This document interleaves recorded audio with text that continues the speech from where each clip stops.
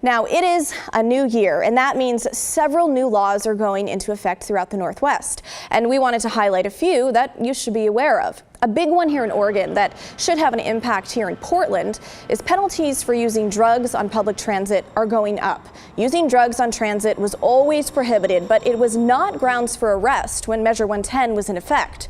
But now that possession of hard drugs has been recriminalized, if someone uses drugs on transit, they can face a Class A misdemeanor charge, up to 364 days in jail, or a $6,200 fine.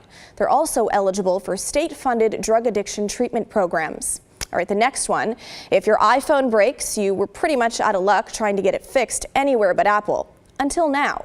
A right to repair law is now in effect in Oregon. Lots of companies were gatekeeping the ability to fix products so that you might have to bring it to them, but not anymore. That means you or independent repair shops can have access to tools and diagrams to fix your own devices.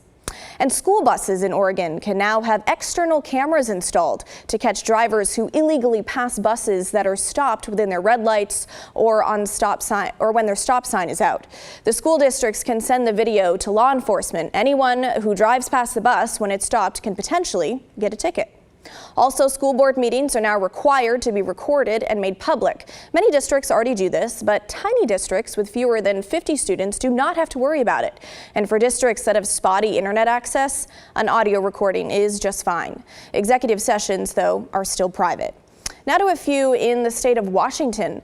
Drivers for delivery apps like Uber Eats and DoorDash are now eligible for expanded paid sick time, things like childcare, emergencies, and closures because of the weather.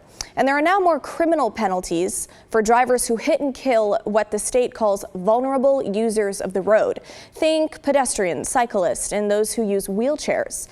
First offense is now a gross misdemeanor, and you could go to jail for nearly a year, have to pay a fine of $1,000 to $5,000, and get a 90-day driving suspension.